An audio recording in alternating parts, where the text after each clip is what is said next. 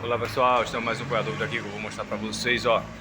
Tô aqui com essa Pop 110 e o que é que tava acontecendo nela? Ela começou a fazer um barulho, trrr, como fosse de corrente passando. Então analisou direitinho, verificou a corrente, havia realmente um desgaste na corrente, mas o que é que acontecia nela? Ali do outro lado eu vou lá para lhe mostrar, mas aqui desse lado, ó, aqui tá a bomba de óleo, travando mesmo, fazendo com que ela viesse a não deixar a engrenagem do óleo rodar do outro lado, ocasionando esse desgaste aqui. E aqui, ó, é a nova. Comprei uma nova, já tá rodando perfeitamente. Ó. Aqui é a outra, vou tentar girar ela, não gira, travada. Pode ser qualquer resíduozinho, eu até tentei abrir, mas estava travado. Os 3 parafusos não deu pra mim abrir e analisar direitinho. Detalhe, procurei o original por aqui, não tinha.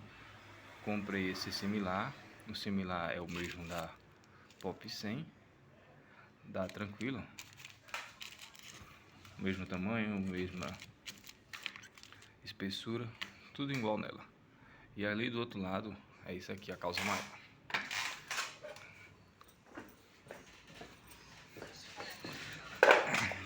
Já foi colocado outra engrenagem nela e olha aqui o desgaste, ó, na cabecinha dela, esse da corrente passando. Ela começou a fazendo com que ela não viesse ter o apoio legal dela. Aí a gente já colocou outra corrente, vou colocar a bombinha de óleo e acabou-se. Aí você pode me perguntar, mais o que é que causa isso? Qualquer detritozinho, qualquer pedacinho de limalha, qualquer pedacinho de sujeira que venha entrar dentro ali da bomba de óleo, faz com que ela venha travar. Por isso o importante é sempre quando você for fazer a revisão, fazer a manutenção, mexer em qualquer coisa no motor, peço para verificar isso aqui, ó. Vou lá de novo. Você peça para verificar isso aqui, ó, o filtro de óleo dela. Olha o formato de sujeira que tem no filtro. Aqui, e além disso, ó como é que ele tá rasgado, ó. Rasgado, podendo ocasionar qualquer situação ruim na motocicleta, ok? Passou a sujeira, fazendo com que ela viesse a ocasionar isso, principalmente aqui, ó,